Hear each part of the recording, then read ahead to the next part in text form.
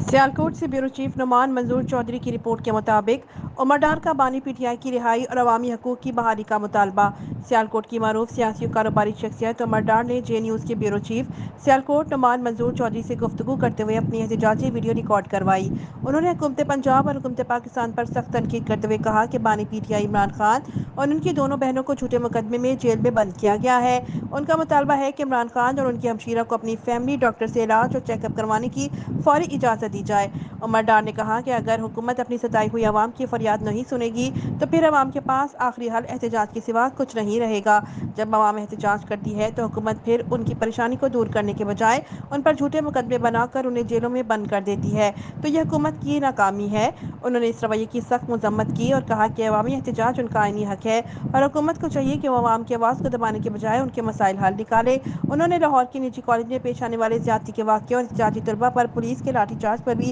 हुकूमत को शदीद तनकीद का निशाना बनाया। बिस्मिल्लाहिर्रहमानिर्रहीम। जब जब नाइंसाफी और जुल्म का राज होगा तब तब अवाम का एहतजाज होगा। पाकिस्तानियों, हालिया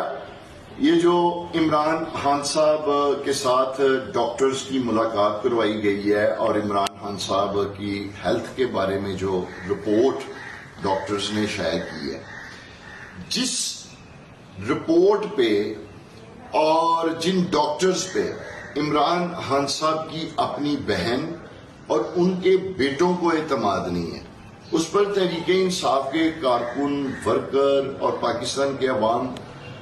कैसे एतमाद करेंगे। तहरीके इंसाफ का एक मुतालबा था कि इमरान खान साहब के जो अपने मुआलज हैं, जो अपने डॉक्टर हैं, उनकी और उनकी बहन की मुलाकात जो है वो उनसे करवाई जाए, क्योंकि इमरान खान साहब की सेहत को लेके इंतहाई तशवीश पाई जा रही थी। पूरे मुल्क और कौम में तहरीके इंसाफ में हुकूमत एक इस बेज़रर मुतालबे को पूरा करने से हिचकिचा रही है और अचानक से एक ऐसी सूरत हाल डेवलप हो जाती है कि न सिर्फ इमरान खान साहब पे की मुलाकात पे पाबंदी आयद की जाती है, बल्कि उनके जो वकील इंतजार पंजोता हैं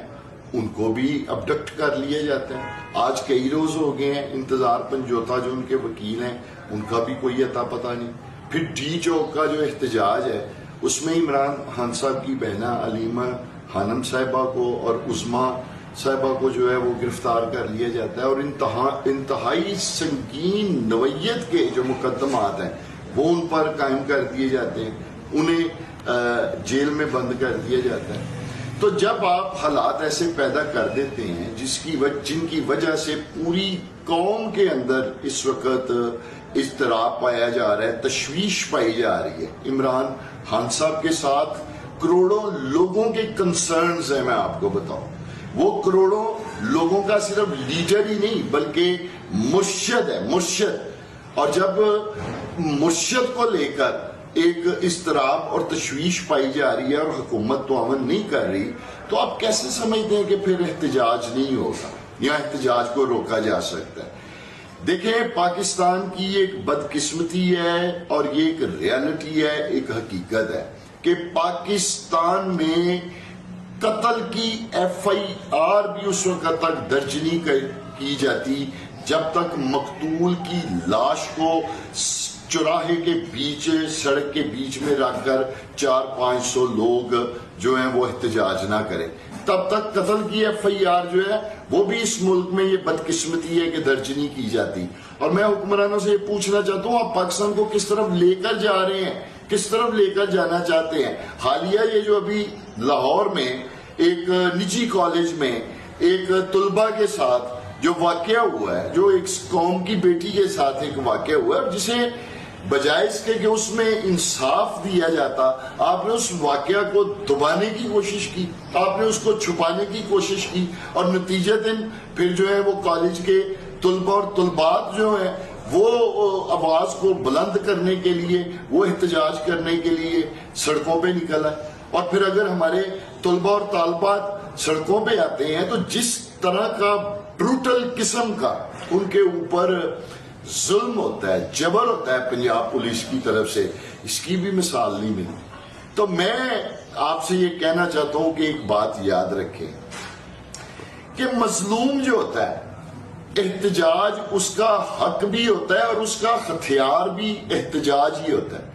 جب ظلم ہوتا ہے، ناانصافی ہوتی ہے، تاریخ گواہ ہے کہ مظلوم جو ہے وہ اس کا احتجاج کرتا ہے، وہ اپنے حق کے لیے باہر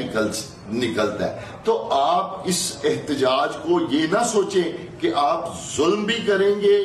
جبر بھی کریں گے، اور آپ جو مظلوموں کا حق ہے، جو ان کا ہتھیار ہے، آپ ان کو ان کے حق اور ہتھیار سے بھی محروم کر دیں گے، اور ان کو ایک پرامن احتجاج کے لیے آپ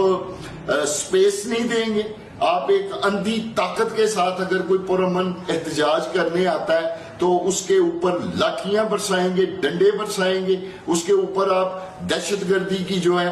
FIRیں جیلی قائم کر کے تو آپ ان کو جیلوں کے اندر بند کر دیں گے۔ میں آپ کو عرض کرنا چاہتا ہوں، جب ظلم ہوگا،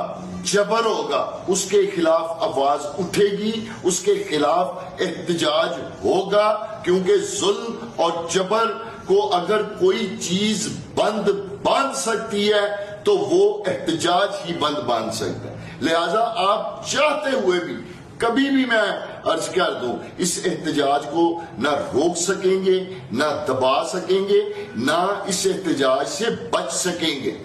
جس طریقے کا اس وقت پاکستان کی عوام کے اوپر ظلم اور جبر جو ہے مسلط کیا جا رہا ہے، SCO کانفرنس کو لے کر آپ پورے ملک میں ایک پراپوگنڈا شروع کر دیتے ہیں کہ تحریک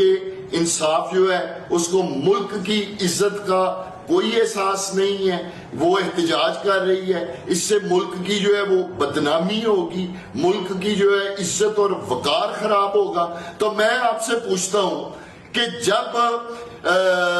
لاکھ ووٹوں سے ہرے ہوئے لوگ جیلی فارم 47 کے اوپر آپ لوگوں کو حکومت بنا کے دیتے ہیں تو اس سے ملک کی عزت اور وقار میں کوئی فرق نہیں پڑتا؟ اس وقت ملک کی عزت خراب نہیں ہوتی جب آپ ایسے لوگوں کو SCO کانفرنس کا میزبان بنا دیتے ہیں جن کو عوام نے مینڈیٹ ہی نہیں دیا ہوا اس کام کے لیے؟ اور آپ کیا بے وقوف سمجھتے ہیں ان لوگوں کو، ان ممالک کو جو پاکستان